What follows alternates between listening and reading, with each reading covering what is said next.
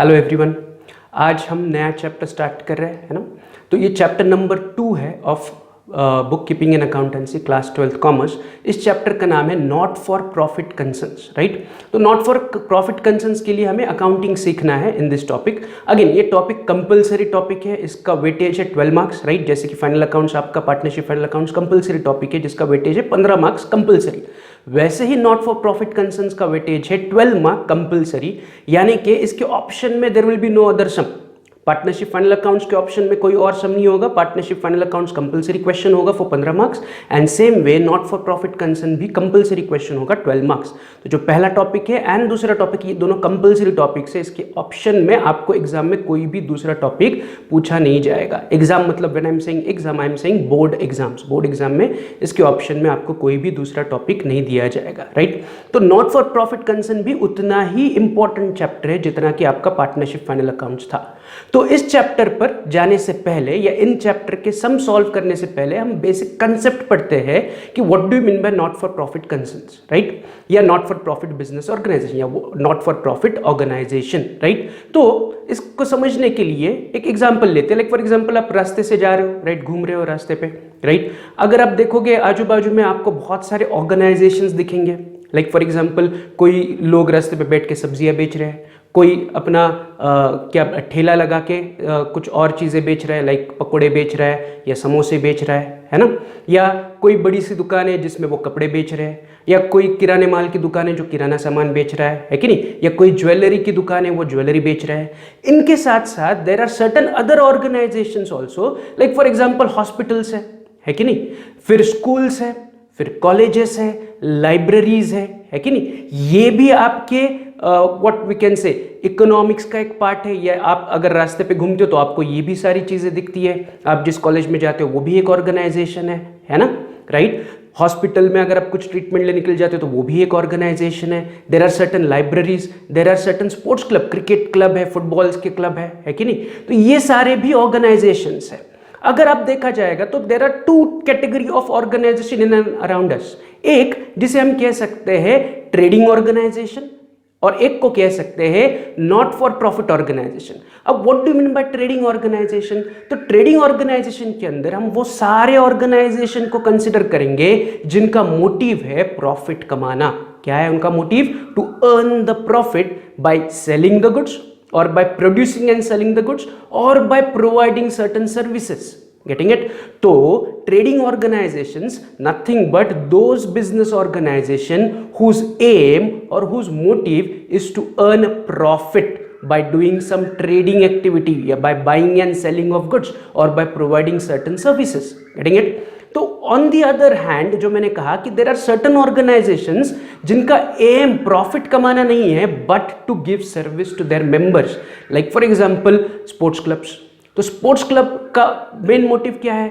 To promote the sport, right. And जितने भी members sports club के उनको स्पोर्ट्स खेलने के लिए what we can say facilities provide की जाए। लाइक अगर क्रिकेट क्लब है तो उनको मेंबर्स के लिए एक ग्राउंड देना है, राइट। फिर उनको अच्छे से ट्रेनिंग देनी है कि नहीं। तो and to promote that sport is the main motive of not for profit organisation और अ स्पोर्ट्स क्लब। तो जो स्पोर्ट्स क्लब्स होते हैं, लाइब्रेरीज होती है, स्कूल्स होते हैं, कॉलेजेस होते हैं, हॉस्पिटल्स होते हैं, ये सारे एग्जाम्पल्स हैं नॉट फॉर प्रॉफिट कंसर्न्स के। नॉट फॉर प्रॉफिट कंसर्न मतलब क्या कि इनका main motive is not to earn profit but to provide service to their members, right. Like किसी भी स्पोर्ट्स क्लब में अगर आपको जाना है तो आपको पहले स्पोर्ट्स क्लब का मेंबर बनना पड़ेगा, लाइब्रेरी का आपको मेंबर बनना पड़ेगा, है कि नहीं। तो स्कूल जाना है तो स्कूल में आपको एडमिशन लेके स्कूल का मेंबर बनना पड़ेगा। जो स्कूल में एडमिशन लेते वो स्कूल नहीं जा सकते, है कि नहीं। तो to have that facility or to enjoy that facility you have to be member of that certain organization, तो ही आप उस organization की facilities को enjoy कर सकते हो। Getting what I'm saying, right? तो अगर in and around हम देखेंगे तो there are two kinds of organizations surrounding us. Like for example कोई रेस्टोरेंट चला रहा है, अब जो आदमी रेस्टोरेंट चला रहा है, उसका एम क्या है? तो उसका aim is to earn profit. Restaurant चला के वो प्रॉफिट कमाना चाहता है। अगर प्रॉफिट नहीं मिलेगा तो will he continue to run his restaurant? The answer is no, right. कोई कपड़े की दुकान चला रहा है तो अगेन उसका aim is to earn profit, है कि नहीं। कोई बिल्डर है जो घर बनाता है या बिल्डिंग्स बनाता है एंड फिर उसे बेचता है, तो अगेन उसका aim is to earn profit. किसी की सोने की दुकान है, राइट, वो सोने की ज्वेलरीज बेच रहा है, तो अगेन उसका aim is to earn profit, right. तो ये जितने भी ट्रेडिंग ऑर्गेनाइजेशन है, इनका बेसिक एम होता है टू अर्न प्रॉफिट। तो कोई भी बिजनेस जब आप करते हो तो बिजनेस करने के पीछे का रीजन अगर आपका प्रॉफिट है तो आप बन गए ट्रेडिंग कंसर्न। आप क्या बन गए? Trading concern. But on the other hand अगर आप कोई ऑर्गेनाइजेशन स्टार्ट कर रहे हो जिसमें आपका मोटिव है to promote some cultural event और टू प्रमोट सम स्पोर्ट्स या to promote certain things like education promote करना है, तो आपने कॉलेज ओपन किया है, तो कॉलेज ओपन करने का aim is not to earn profit but to promote education, है कि नहीं। तो कॉलेज या स्कूल्स जब आप खोलोगे तो उनका मोटिव है क्या है? To promote education, right, by providing service to the members. Members मतलब वहां पर जो स्टूडेंट्स एडमिशन लेंगे उनको सर्विस देना है, उनको अच्छे से अच्छा क्वालिटी एजुकेशन देना है कि नहीं, राइट। तो व्हेन वी से कि not for profit concern are those organisation whose basic और main aim is to provide service to their members, right? उनका aim is not to earn profit, getting it? तो in and around us there are two type of organizations surrounding us. एक जिनका aim is to provide service and to earn profit or to sell goods and to earn profit, उसे हम कहेंगे trading organization। जैसे कि हमने last year भी पढ़ा था और अभी फर्स्ट चैप्टर में पढ़ा था पार्टनरशिप बिजनेसेस, तो वो partnership business is a trading organisation. उनका एम क्या है? टू अर्न प्रॉफिट, है कि नहीं। लास्ट ईयर हमने सोल ट्रेडर का अकाउंटिंग किया था, उनका एम क्या था सोल ट्रेडर का? To earn profit. Sole trader मतलब एज अ सिंगल ओनर ही इज रनिंग सम और the other business and earning profit.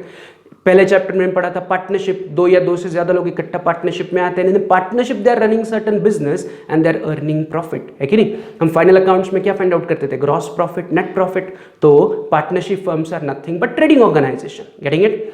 इस चैप्टर में हम ट्रेडिंग ऑर्गेनाइजेशन के बारे में नहीं पढ़ने वाले। इस चैप्टर में हम नॉट फॉर ट्रेडिंग या simply not for profit concerns के बारे में पढ़ने वाले हैं। नॉट फॉर प्रॉफिट कंसर्न का सिंपल मतलब है कि it is a organisation, right?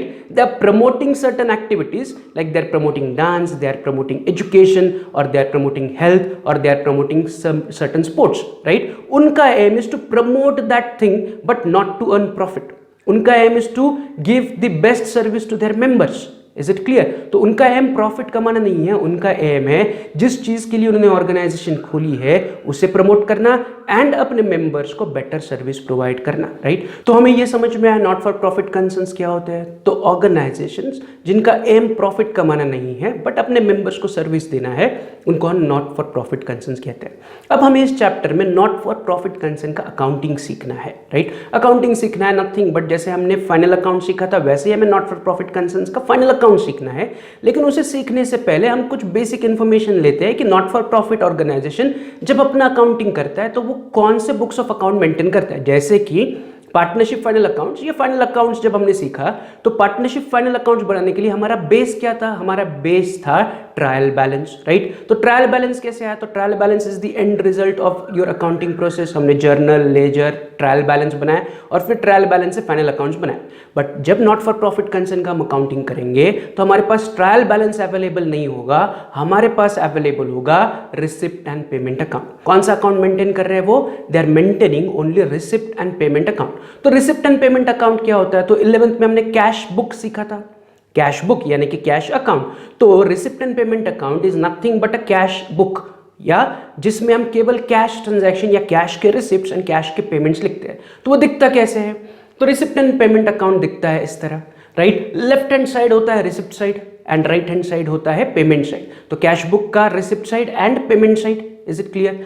तो रिसिप्ट में हम क्या रिकॉर्ड करते हैं? रिसिप्ट्स में हम सारे कैश रिसिप्ट्स रिकॉर्ड करते हैं, दैट इज पैसा मिला तो वो जाएगा रिसिप्ट साइड में। एंड पेमेंट साइड में हम क्या रिकॉर्ड करते हैं? अगर आप पेमेंट करोगे, पैसा दोगे तो वो लिखेंगे हम पेमेंट में। तो नॉट फॉर प्रॉफिट कंसर्न सिर्फ receipt and payment account maintain करती है, इसके अलावा और कुछ मेंटेन नहीं करती है। तो जब हमें फाइनल अकाउंट्स बनाना है नॉट फॉर प्रॉफिट कंसर्न का तो हमारे लिए बेस बनेगा रिसिप्ट एंड पेमेंट अकाउंट। तो let us understand receipt and payment account in details. तो अगर आप रिसिप्ट साइड देखोगे तो रिसिप्ट में मैंने क्या कहा कि रिसिप्ट में हम केवल कैश रिसिप्ट लिखते हैं, मतलब अगर आपको पैसा मिला, आपको मतलब नॉट फॉर प्रॉफिट कंसर्न्स को पैसा मिला तो वो पैसे मिलने की एंट्री जाएगी ऑन द रिसिप्ट साइड।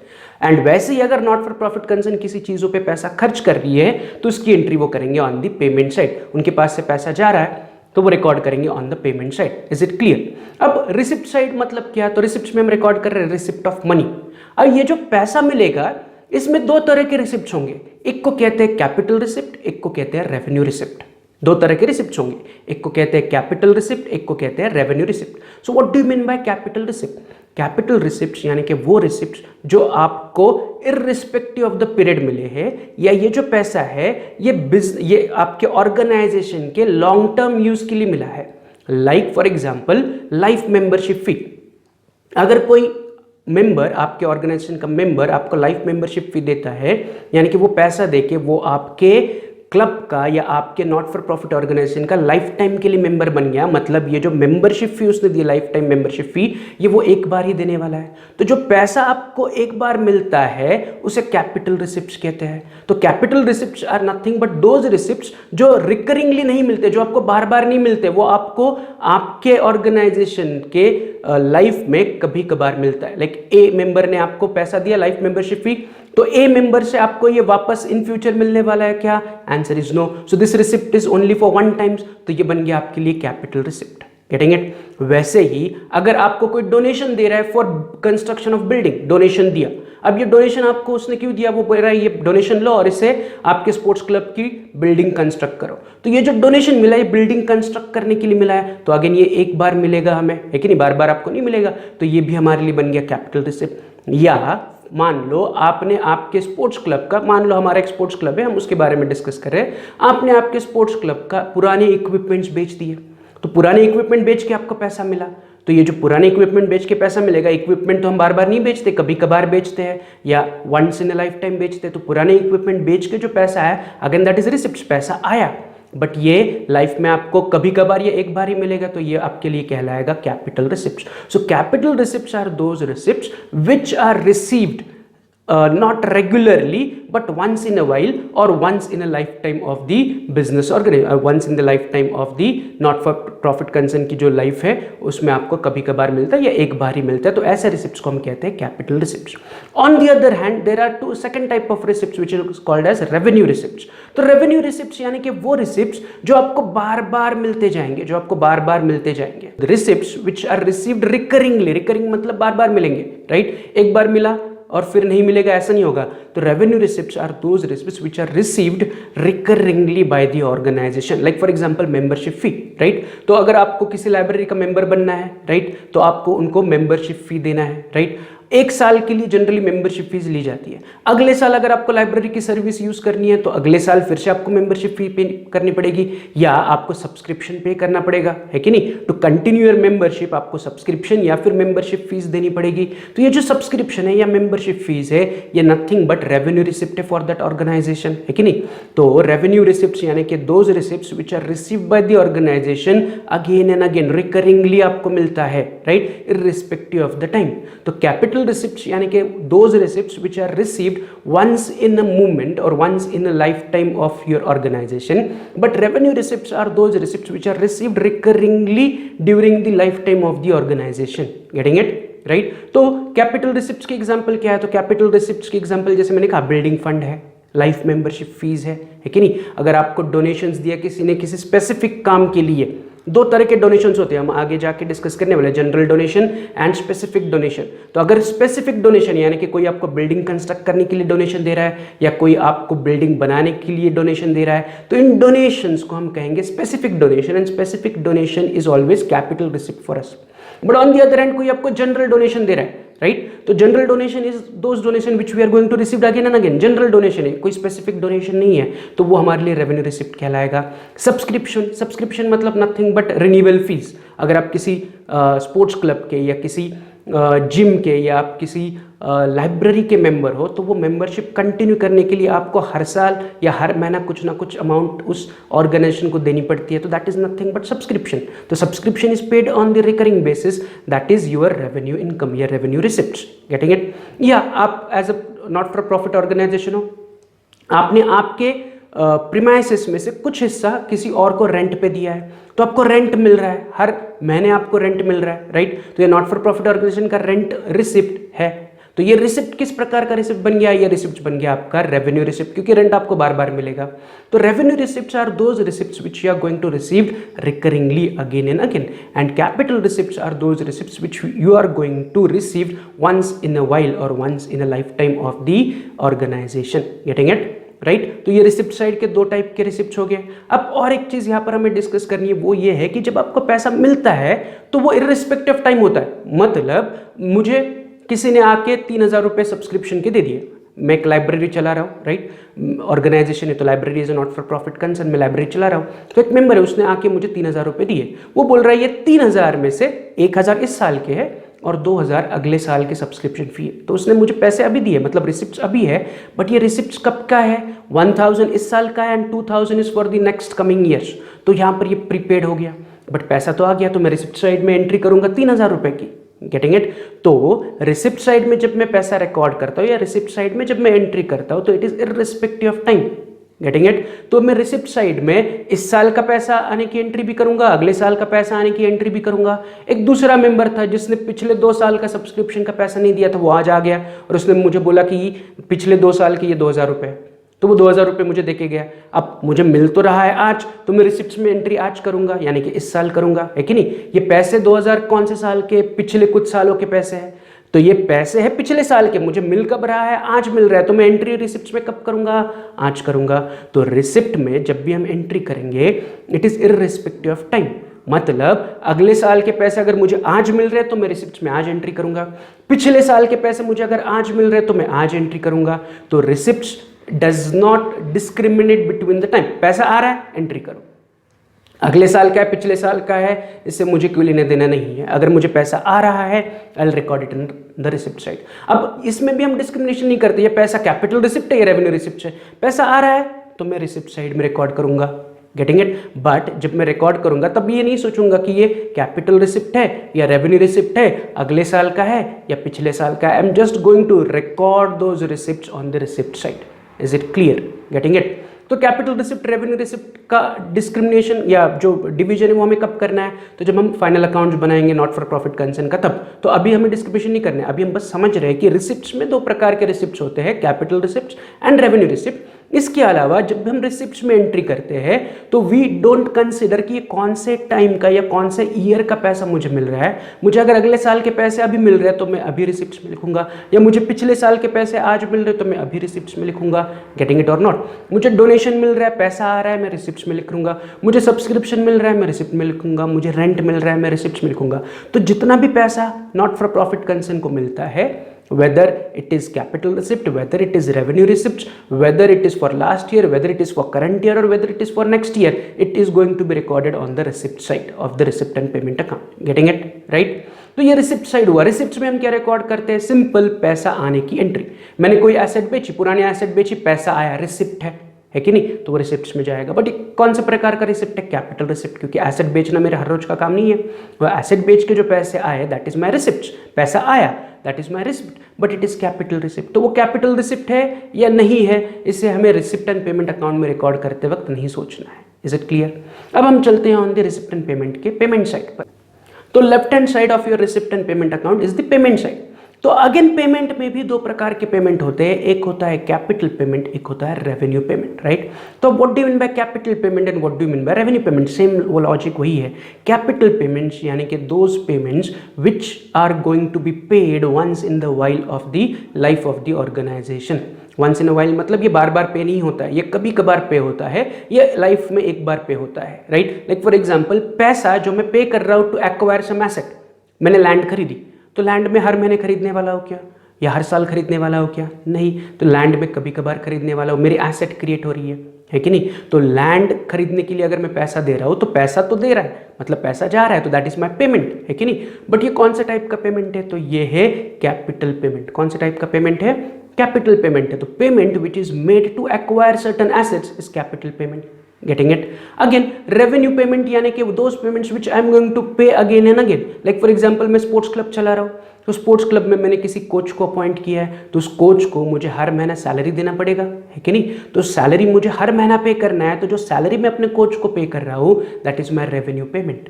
तो revenue payment are nothing but those payment which I have to pay again and again again and again. मैंने ऑफिस में स्टाफ रखा है, तो उस स्टाफ को मुझे सैलरी देना है, तो that salary is my revenue payment. मुझे ऑफिस में स्टेशनरी चाहिए, तो स्टेशनरी मुझे बार बार खरीदना पड़ेगा, that is my revenue payment. Getting it और नॉट? राइट. तो कैपिटल पेमेंट यानी कि those payment which I have to pay once in the life time of that organisation, या कभी कभार पे करते हैं, ज़्यादा रिकरिंगली नहीं पे करते. And revenue payments means those payment which I have to pay again and again again and again. तो रेवेन्यू पेमेंट्स या फिर कैपिटल पेमेंट हो, दोनों कौन सी तरफ जाएगा? रिसिप्ट एंड पेमेंट के पेमेंट में मैं एंट्री करूंगा. तो पेमेंट भी दो तरह के पेमेंट होते हैं. एक होता है capital payment which is paid once in a while, right, या payment which will create certain assets is called as capital payment. Getting it? Like मैंने पैसे दे के कुछ जमीन खरीदी इज कैपिटल पेमेंट, या मैंने पैसे दे के कुछ इक्विपमेंट खरीदे इज अ कैपिटल पेमेंट. तो मेरी एसेट क्रिएट हो रही है, तो जिन पैसे की वजह से कोई अगर एसेट क्रिएट हो रही है, तो that is my capital payment, right. And अगर मैं पैसे दे रहा हूं लेकिन कोई एसेट क्रिएट नहीं हो रही है, लाइक मैंने सैलरी दी, सैलरी देने की वजह से कोई एसेट क्रिएट नहीं हुई है, तो salary is my revenue payment, right. या रेवेन्यू पेमेंट यानी कि those payments which I have to pay again and again, like rent, salary, telephone bill, electricity bill, है कि नहीं? तो ये सारी चीज़ें मुझे बार बार या हर महीने पे करनी है, तो ये मेरे लिए बन गया revenue payment. So revenue payments means those payments which I have to pay again and again. तो पैसा अगर मुझसे बाहर जा रहा है तो दैट इज पेमेंट, राइट. अब वो पेमेंट दो प्रकार का हो सकता है, रेवेन्यू पेमेंट या फिर कैपिटल पेमेंट. अगर उस पेमेंट की वजह से कोई एसेट क्रिएट हो रही है तो that is capital payment, right. And उस पेमेंट की वजह से अगर कोई एसेट क्रिएट नहीं हो रही है एंड ये खर्चा मुझे बार बार करना है इन कमिंग डेज, देन वो बन जाएगा मेरे लिए revenue payment. Getting it? Right. तो पेमेंट चाहे कैपिटल पेमेंट हो या रेवेन्यू पेमेंट हो, हम रिकॉर्ड करेंगे on the payment side. Again जब भी हम पैसा पे करेंगे तो it will be recorded on the payment side irrespective of time. Again irrespective of time मतलब क्या? लाइक फॉर एग्जांपल मैंने पिछले साल अपने एम्प्लॉयज़ को सैलरी पे नहीं की थी, पिछले साल के 2 महीने की सैलरी मैंने उनको पे नहीं की थी, वो मैंने इस साल पे की, तो पे मैं इस साल कर रहा हूँ, तो रिकॉर्ड भी मैं इस साल पेमेंट में करूंगा. या मैंने अपने वर्कर्स को अगले साल का सैलरी एडवांस में दिया है, तो पे मैं आज कर रहा हूँ, तो मैं रिकॉर्ड भी आज करूंगा. तो सेम वे जैसे मैंने कहा था कि रिसिप्ट्स में we will record irrespective of time, मतलब अगले साल का रिसिप्ट है, पिछले साल का रिसिप्ट है या ये साल का रिसिप्ट है, हम रिसिप्ट साइड में रिकॉर्ड करेंगे. वैसे ही पेमेंट साइड में जब मैं एंट्री करूंगा तो वो इस साल का पेमेंट है या पिछले साल का पेमेंट है या अगले साल का पेमेंट है, ये मुझे देखने की जरूरत नहीं. अगर मुझसे पैसा जा रहा है I will record it on the payment side. Again ये रेवेन्यू पेमेंट है या ये कैपिटल पेमेंट है, मुझे सोचने की जरूरत नहीं है जब मैं पेमेंट में रिकॉर्ड करूंगा. बट ये रेवेन्यू है या कैपिटल, या हमें तब कंसिडर करना पड़ेगा जब हम फाइनल अकाउंट्स बनाएंगे, तो हम उस पर आएंगे थोड़ी देर बाद. Getting it? राइट. तो अभी तक हमने क्या क्या पढ़ा? तो अभी तक हमने पढ़ा कि there are 2 type of organisations in and around us. एक जिनका एम है प्रॉफिट कमाना और एक जिनका एम है अपने मेंबर्स को सर्विस देना. तो जिनका एम प्रॉफिट कमाना है उनको हम कहते हैं ट्रेडिंग ऑर्गेनाइजेशन, राइट. और जिनका एम है अपने मेंबर्स को सिर्फ सर्विस देना बट प्रॉफिट कमाना उनका मेन एम या मेन मोटिव नहीं है, तो उनको हम कहते हैं not for profit concern. Not for profit concern क्यों? क्योंकि their aim, their motive is not to earn profit but to provide service to their members. Getting it? Right. अब इन दोनों में से हमें किसका अकाउंटिंग सीखना है? हमें नॉट फॉर प्रॉफिट कंसर्न का अकाउंटिंग सीखना है. एज आई सेड ये नॉट फॉर प्रॉफिट कंसर्न है, तो ये पूरा अकाउंटिंग नहीं करेंगे, वो journal entries, ledger, trial balance तक अकाउंटिंग नहीं करेंगे. बट वो अकाउंटिंग में क्या मेंटेन करेंगे? तो वो अकाउंटिंग में सिर्फ receipt and payment account maintain करेंगे. तो रिसिप्ट एंड पेमेंट अकाउंट में होता क्या है? तो उसमें 2 साइड्स होती है, receipt side and payment side. Left hand side is the receipt side, right hand side is the payment side. तो रिसिप्ट्स में भी 2 प्रकार के रिसिप्ट्स होते हैं, capital receipts and revenue receipt. Capital receipts यानी कि those receipts which we are going to receive once in a while of the life of our organization, and revenue receipts यानी कि वो receipts which we are going to receive again and again, बार बार मिलने वाला पैसा is revenue receipt, right. and जब भी हम receipts में एंट्री करेंगे तो we record it irrespective of time. irrespective of time मतलब अगले साल का पैसा हो या पिछले साल का पैसा हो या इस साल का पैसा हो. if we are receiving it now, मुझे पैसा अगर आज मिल रहा है, अभी मिल रहा है या इस साल मिल रहा है, अगले साल का पैसा मुझे आज मिल रहा है या पिछले साल का पैसा मुझे आज मिल रहा है, तो मैं रिसिप्ट्स में एंट्री उसकी आज ही करूंगा, right. Same way on the payment side दो तरह के पेमेंट होंगे, एक होगा रेवेन्यू पेमेंट, एक होगा कैपिटल पेमेंट। रेवेन्यू पेमेंट यानी कि दोज पेमेंट्स विच वी पे again and again, right? Salary, rent, interest जो हमें बार बार पे करने पड़ते हैं, ये सारे हमारे लिए रेवेन्यू पेमेंट्स होंगे। तो पेमेंट साइड में हम रेवेन्यू पेमेंट्स के साथ साथ कैपिटल पेमेंट भी रिकॉर्ड करेंगे। लाइक मैंने लैंड खरीदी, तो लैंड खरीदने के लिए मुझे पैसा एक बार ही देना है, मैं हर महीना थोड़ी पैसा दूंगा लैंड खरीदने के लिए। तो land is my capital payment, है कि नहीं? Land is my asset. तो मैंने ये भी कहा था कि आप पेमेंट कर रहे हो और उससे आपकी कोई एसेट क्रिएट हो रही है, तो that is capital payment. Getting it और नॉट? एंड रेवेन्यू पेमेंट यानी कि दोज पेमेंट्स की आपसे पैसा जा रहा है बट कोई एसेट क्रिएट नहीं हो रहा है, दैट इज रेवेन्यू पेमेंट। या रेवेन्यू पेमेंट यानी कि वो पेमेंट जो बार बार आपको पे करना है। Getting it, right? तो पेमेंट साइड में भी जब हम रिकॉर्ड करेंगे तो revenue payment and capital payment record करेंगे। अगेन जब भी मैं यहां पर एंट्री करूंगा तो मैं इर्रिस्पेक्टिव ऑफ टाइम करूंगा, मतलब मुझे अगले साल का पैसा अभी पे करना पड़ा तो मैं अभी एंट्री करूंगा, या पिछले साल का पैसा मैंने अभी पे किया तो मैं अभी एंट्री करूंगा। तो payment side also record irrespective of time. अगले साल का पैसा मैं अभी पे कर रहा हूं तो एंट्री अभी करूंगा, पिछले साल का पैसा मैं अभी पे कर रहा हूं तो एंट्री अभी करूंगा। Is it clear? राइट? तो ये हमें क्लियर हो गया what is receipt and payment account, right? तो ये रिसिप्ट एंड पेमेंट अकाउंट एक लौता स्टेटमेंट है जो not for profit concerns maintain करते हैं। इस रिसिप्ट एंड पेमेंट के ऊपर बेस्ड हमें सम सॉल्व करने हैं, मतलब एज अ क्वेश्चन आपको रिसिप्ट एंड पेमेंट दिया जाएगा। Getting it? जैसे कि हमने लास्ट चैप्टर में फाइनल अकाउंट्स में आपको एज अ क्वेश्चन क्या दिया जाता था, एज अ क्वेश्चन आपको ट्रायल बैलेंस दिया जाता था, राइट? एंड उस ट्रायल बैलेंस के साथ साथ आपको नीचे एडजस्टमेंट दी जाती थी। Getting what I am saying? तो वैसे ही जब भी हमें नॉट फॉर प्रॉफिट कंसर्न का क्वेश्चन आएगा तो आपको रिसिप्ट एंड पेमेंट दिया जाएगा एंड रिसिप्ट एंड पेमेंट के साथ साथ नीचे कुछ एडजस्टमेंट दी जाएगी। तो ये क्वेश्चन होता कैसे है, क्या होता है, कैसे सॉल्व करते हैं, तो उसके लिए we are directly going to jump on the sum. अपनी अपने टेक्स्ट बुक ओपन करो एंड एग्जाम्पल नंबर 5 निकालो, right, from your text book, right? तो अब हम सॉल्व करेंगे एग्जाम्पल नंबर 5। मैं आपको 5 मिनट का टाइम देता हूं, राइट? वीडियो को पॉज करो, सब लोग अपने अपने टेक्स्ट बुक बाहर निकालो एंड एग्जाम्पल नंबर 5 पे आके रुक जाओ।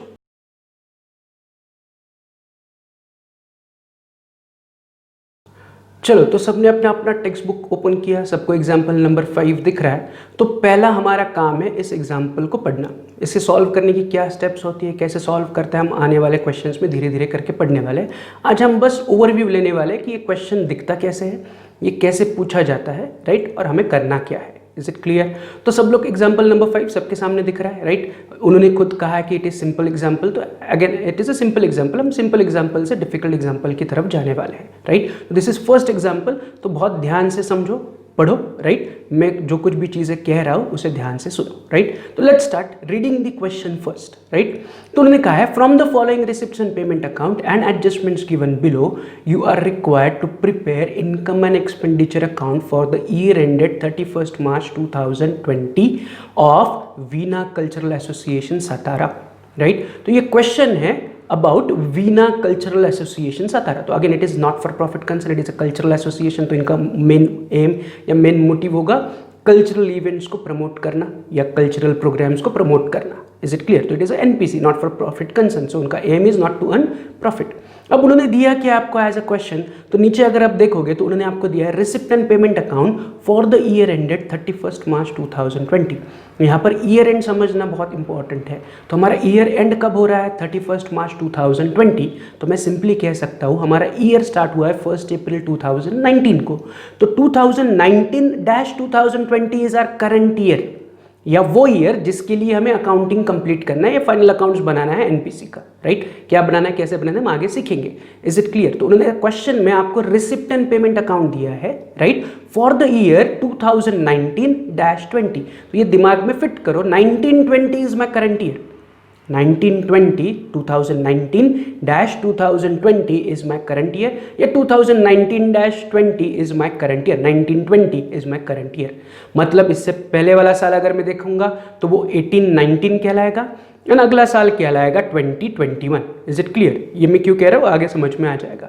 तो माई करंट ईयर इज 2019-20, ये क्लियर है सबको, राइट? तो आगे देखते हैं उन्होंने क्या दिया है। तो एज ए सेड कि आपको as a question receipt and payment दिया जाएगा, तो सबको रिसिप्ट एंड पेमेंट अकाउंट दिख रहा है। अब रिसिप्ट एंड पेमेंट अकाउंट के नीचे अगर आप देखोगे तो नीचे उन्होंने आपको एडजस्टमेंट्स दी हुई है, यहाँ पर 4 एडजस्टमेंट्स दी हुई है कि नहीं? तो हमारा काम वही है आज कि एडजस्टमेंट्स पढ़ेंगे एंड टिक मार्क करेंगे, वही जो हम फाइनल अकाउंट्स में करते थे। तो फाइनल अकाउंट्स में हम स्टेप 1 क्या करते थे, फॉर्मेट रेडी करते थे। यहाँ पर हम स्टेप 1 फॉर्मेट रेडी नहीं करेंगे, यहाँ पर स्टेप 1 हम क्वेश्चन पढ़ेंगे, एडजस्टमेंट्स के लिए टिक मार्क करेंगे, स्टेप 2 और फिर फॉर्मेट रेडी करेंगे, राइट। क्योंकि यहाँ पर क्वेश्चन पढ़ने के बाद ही डिसाइड करो कि फॉर्मेट में क्या ड्रॉ करना है। Is it clear? तो पहला काम हम क्या करेंगे, question start to end each and every item पढ़ेंगे एंड फिर हम अगली स्टेप में एडजस्टमेंट्स पढ़ के टिक मार्क करेंगे एंड फिर हम फॉर्मेट रेडी करेंगे। Is it clear? तो let's start reading the question from the receipt side, right. तो again it is what, receipt and payment account for the year ended 31 March 2020। तो receipt side में उन्होंने कहा है to balance brought down, cash in hand, cash at bank. तो cash in hand and cash at bank is balance brought down. Balance brought down का मतलब है nothing but पिछले साल का बचा हुआ कैश एंड पिछले साल का बचा हुआ बैंक बैलेंस, वो पिछले साल से इस साल आगे लेके आ रहे। नथिंग बट ये जो कैश इन हैंड है एंड कैश एट बैंक है, ये पिछले साल के एंड वाला है जो इस साल के शुरुआत में हम लेके आ रहे हैं। Nothing but it is closing balance of last year, या लास्ट ईयर का closing cash in hand and last year का closing cash at bank. Last year का closing cash in hand cash at bank इस साल का opening cash in hand cash at bank में हमने लिख लिया। तो बैलेंस ब्रॉट डाउन मतलब ओपनिंग बैलेंस। इसका करना क्या है हम सम सॉल्व करते हुए देखते हैं। नेक्स्ट उसके नीचे उन्होंने कहा है टू सब्सक्रिप्शन। अगर आप सब्सक्रिप्शन के नीचे देखोगे तो 3 एंट्रीज है, 18-19 15,000, 19-20 1 लाख एंड 20-21 8,000। तो सब्सक्रिप्शन के अंदर 3 एंट्रीज है। अभी मैंने आपको कहा था थोड़ी देर पहले कि रिसिप्ट साइड में जब भी हम एंट्रीज करेंगे तो it is irrespective of time करेंगे। अगले साल का पैसा भी मैं रिकॉर्ड करूंगा, पिछले साल का भी पैसा रिकॉर्ड करूंगा, इस साल का पैसा भी रिकॉर्ड करूंगा। तो उन्होंने वही किया है कि उन्होंने 3 साल की एंट्रीज दी है कि वो कह रहे हैं कि सब्सक्रिप्शन में से 15,000 पिछले साल के हैं, 1 लाख का सब्सक्रिप्शन इस साल का है एंड 8,000 सब्सक्रिप्शन अगले साल का है। अभी मैंने कहा था ना कि 19-20 इज माई करंट ईयर, यानी कि 18-19 is my previous year and 20-21 is my coming year, यानी कि अगले वाला साल है। तो उन्होंने रिसिप्ट साइड में सब्सक्रिप्शन के नीचे तीनों साल का सब्सक्रिप्शन लिखा हुआ है, यानी कि पिछले साल का भी दिया है, इस साल का भी दिया है, अगले साल का भी दिया है। अब what is subscription? Subscription is nothing but the amount which we take from the members on the regular basis या मंथली बेसिस या yearly basis to so that the members can continue receiving the service of the not for profit organization। अगर आप किसी library के member हो तो वो membership आपको अगर कंटिन्यू रखनी है तो आपको लाइब्रेरी को हर साल क्या देना पड़ता है या हर महीने क्या देना पड़ता है, सब्सक्रिप्शन देना पड़ता है। तो subscription is nothing but the fees which we pay to the organisation so that हमारी मेंबरशिप आगे कंटिन्यू चलती रहे। अगर हम नॉट फॉर प्रॉफिट कंसर्न के पॉइंट ऑफ व्यू से देखा जाएगा, नॉट फॉर प्रॉफिट कंसर्न के लिए subscription is a revenue receipt. Revenue receipt क्यों? क्योंकि ये उनको बार बार मिलता जाएगा। अगेन इस रेवेन्यू रिसिप्ट में 3 साल के रेवेन्यू रिसिप्ट दिया, 3 साल का सब्सक्रिप्शन दिया है। क्वेश्चन सॉल्व करते हुए देखते कि इसका करना क्या है, राइट। तो ये 2 चीजें समझ में आई। एक हमने देखा ओपनिंग बैलेंस, दूसरा देखा सब्सक्रिप्शन, तीसरा है डोनेशंस। अगेन रिसिप्ट में अगला आइटम क्या है, डोनेशंस। ब्रैकेट में लिखा है it is general donation. General मतलब it is receive for a general purpose, not for any specific purpose, right. तो मैं इस पर फिर से डिस्कशन करना चाहता हूँ, हमने ऑलरेडी किया है तो फिर से।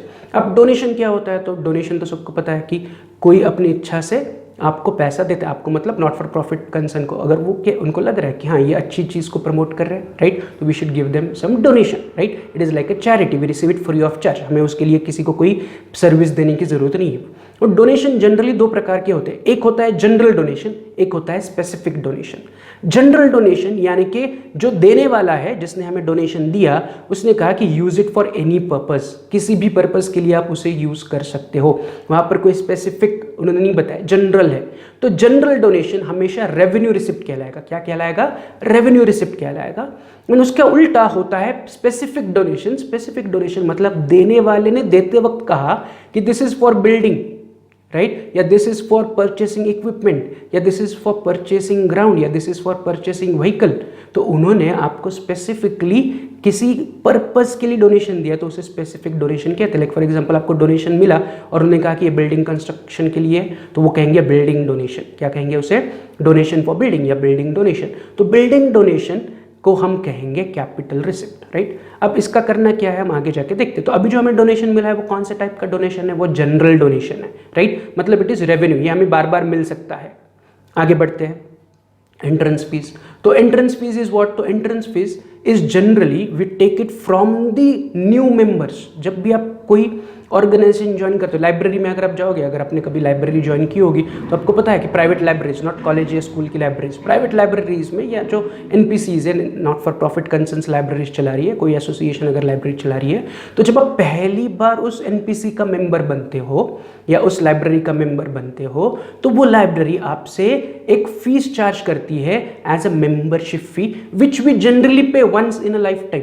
मतलब मैंने एक बार मेंबरशिप फी पे कर दी तो मैं उसका मेंबर बन गया, अब मुझे अपनी मेंबरशिप कंटिन्यू रखने के लिए सिर्फ सब्सक्रिप्शन पे करना है। तो membership fees is generally paid once. Is it clear? तो membership fees is taken from the new member on their first admission, या पहली बार अगर कोई आपके एनपीसी का मेंबर बनता है तो उससे हम मेंबरशिप फीस चार्ज करते हैं, राइट। तो ये भी जनरली हमारे लिए बनता है कैपिटल रिसिप्ट्स, राइट। कभी कभी कैपिटल होता है, कभी कभी रेवेन्यू होता है, तो यहाँ पर कोई कंपल्शन नहीं कि कैपिटल ही होगा रेवेन्यू होगा, ये हम डिसाइड करेंगे according to the adjustments, right. Adjustment में अगर कुछ नहीं कहा जाएगा तो ये हमारे लिए रेवेन्यू रिसिप्ट है, क्योंकि मेंबरशिप फीस जब भी नए नए मेंबर आते जाएंगे, हर महीने या हर साल नए मेंबर्स आते ही है तो मेंबरशिप फी मिलती ही है कि नहीं, तो ये रेवेन्यू रिसिप्ट भी है। या मेंबरशिप फी इस दूसरा पॉइंट ऑफ व्यू देखा जाए तो हम मेंबर से एक बार ही लेते हैं, एक मेंबर से एक बार ही लेते हैं, तो ये कैपिटल रिसिप्ट भी है। तो इट इज़ अ कन्फ्यूजन कि उसको रेवेन्यू रिसिप्ट मानना है या कैपिटल रिसिप्ट मानना है, इसलिए एडजस्टमेंट में उन्होंने क्या कहा है उसके हिसाब से हम इसे ट्रीट करेंगे। अभी एडजस्टमेंट में क्या कहा है नींद मत देखो, आगे बढ़ो। Next is interest on fix deposit. तो अगेन ये रिसिप्ट साइड में मतलब आपको फिक्स डिपॉजिट पे इंटरेस्ट मिला। I am reading the receipt side, receipt side मतलब आपको पैसा आ रहा है, तो फिक्स डिपॉजिट पे इंटरेस्ट आपको बार बार मिलेगा, तो it is again revenue receipt for us. And last is to picnic receipts. Being a cultural organisation उन्होंने अपने मेंबर्स के लिए पिकनिक निकाली, तो पिकनिक हम एक ही बार निकालते हैं क्या लाइफ में? नहीं, we can take away the picnics हर साल या हर 3 महीने बाद या हर 6 महीने बाद पिकनिक हो सकती है, तो picnic receipt is also revenue receipt for अस। तो अगर आप देखोगे तो रिसिप्ट साइड में कुछ कैपिटल रिसिप्ट्स है, कुछ रेवेन्यू रिसिप्ट्स है। एंड अगेन रिसिप्ट साइड में जब हमने एंट्री की, it is irrespective of time. पिछले साल का पैसा मुझे अभी मिल रहा है तो मैंने रिकॉर्ड कर लिया, अगले साल का पैसा मुझे मिल रहा है तो वो भी मैंने रिकॉर्ड कर लिया।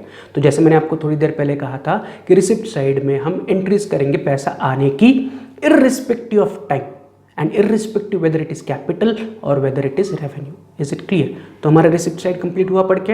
अब हम चाहते हैं ऑन द पेमेंट साइड।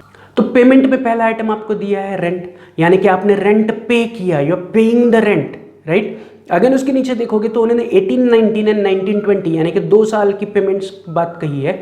एक वो कह रहे हैं कि 1819 यानी कि पिछले साल के 700, पिछले साल मेरा रेंट 700 रुपये देना बाकी था तो मैंने इस साल पे कर दिया। एंड 1920 यानी कि करंट ईयर का 54,300 हमने पे किया है, राइट। अगेन रेंट कौन सा टाइप का पेमेंट है? तो rent is revenue payment. Why revenue? Because we have to pay rent again and again. तो जो पैसा हमें अगेन एंड अगेन पे करना है, रेंट हम एक बार ही पे करते हैं क्या? रेंट हमें हर महीने पे करना पड़ता है, हर साल पे करना पड़ता है, तो it is a recurring payment. The payment which we make on the recurring basis is revenue payment. Is it clear? Right. Next is by fix deposit. अब फिक्स डिपॉजिट में मैंने पैसे रखे, मतलब पैसा जा रहा है ना, बैंक में मैंने 47,000 रुपीज़ के फिक्स डिपॉजिट रखे, मतलब जेब से पैसा गया, दैट्स वाई उन्होंने रिकॉर्ड किया पेमेंट में। बट ये कौन सा पेमेंट है? ये पेमेंट ऐसा पेमेंट है जिससे मेरी कोई एसेट क्रिएट हुई, तो ये मेरे लिए कैपिटल पेमेंट कहलाएगा। तो पेमेंट साइड में अगर मैं कोई पैसा दे के एसेट क्रिएट कर रहा हूँ तो that is my capital payment. Fix deposit is my asset, है कि नहीं? तो एसेट क्रिएशन के लिए अगर मैं पैसा दे रहा हूँ तो that is capital payment, as simple as that. Rent देने से मेरी कोई एसेट क्रिएट हुई क्या? Answer is no, that's why rent is my revenue payment. But fix deposit के लिए पैसा देने से मेरी एसेट क्रिएट हुई तो वो मेरी बन गया कौन सा payment? Capital payment. Is it clear? आगे बढ़ते हैं। सन्ड्री एक्सपेंसेस, खर्चा है, नाम में ये खर्चा है, so I have to pay it again and again, it is my revenue payment, right. Next is insurance, again मेरे लिए पैसा जा रहा है, it is my revenue payment. Printing and stationery बार बार देना पड़ेगा, revenue payment. Picnic expenses, again जैसे मैंने कहा था कि पिकनिक हम बार बार निकाल सकते हैं, है कि नहीं, राइट। जब स्कूल या कॉलेजेस में आप होते हो तो एक ही बार पिकनिक निकालते हैं क्या? जनरली हर साल पिकनिक निकालते हैं, है कि नहीं। ये पिकनिक का खर्चा आपको बार बार करना पड़ेगा, तो it is revenue payment. Next is salary, आपके एम्प्लॉयज़ या जो आपके एनपीसी में काम कर रहे हैं उनको आपको सैलरी देनी पड़ेगी, अगेन हर बार देनी पड़ेगी या हर महीने देनी पड़ेगी, यानी कि बार बार देना पड़ेगा, तो ये भी हमारे लिए रेवेन्यू पेमेंट है। सेम वे ट्रैवलिंग एक्सपेंसेस, ये भी हमारे लिए रेवेन्यू पेमेंट है। नेक्स्ट इज एडवर्टाइजमेंट, तो एडवर्टाइजमेंट में ब्रैकेट में लिखा है 1819 यानी कि पिछले साल का है ना, तो अगेन पेमेंट है बट पिछले साल का। तो मैंने अभी कहा था कि पेमेंट साइड में we record irrespective of time, तो मैंने पिछले साल के एडवर्टाइजमेंट के पैसे इस साल भरे, मेरे पास से पैसे जा रहे हैं, है कि नहीं। 1819 का एडवर्टाइजमेंट है तो मैं पेमेंट में लिख रहा हूँ, अगेन कौन सा टाइप का पेमेंट है, रेवेन्यू, एडवर्टाइजमेंट के पैसे हमें बार बार देने पड़ सकते हैं। And last is balance carried down, cash in hand and cash at bank, यानी कि at the end of the year, इस साल के एंड में मेरे पास 15,000 रुपये कैश एंड 16,000 रुपीज़ का बैंक बैलेंस है, मतलब एट द एंड मेरे पास इतने पैसे बचे। तो ये जो रिसिप्ट एंड पेमेंट अकाउंट है, रिसिप्ट मतलब इतने पैसे आए, पेमेंट मतलब इतने पैसे गए, तो रिसिप्ट माइनस पेमेंट मेरा इतना पैसा बचा। तो बैंक में मेरे पास 16,000 है और कैश में मेरे पास 15,000 है at the end of current year, यानी कि 31 मार्च 2020, इस साल के एंड में अगर मैं ड्रॉवर ओपन करता हूँ तो मेरे ड्रॉवर में 15,000 है, एंड मैं बैंक अकाउंट में चेक करता हूँ कितने पैसे, तो मेरे बैंक में 16,000 रुपीज़ है। Is it clear? तो ये इस साल के एंड का क्लोजिंग बैलेंस है। रिसिप्ट्स में जो दिया था that is opening balance, and payment में जो दिया है that is closing balance, right. इनका करना क्या है, सम सॉल्व करते हुए देखते हैं। अभी हम सिर्फ आइटम्स को डिस्कस कर रहे हैं।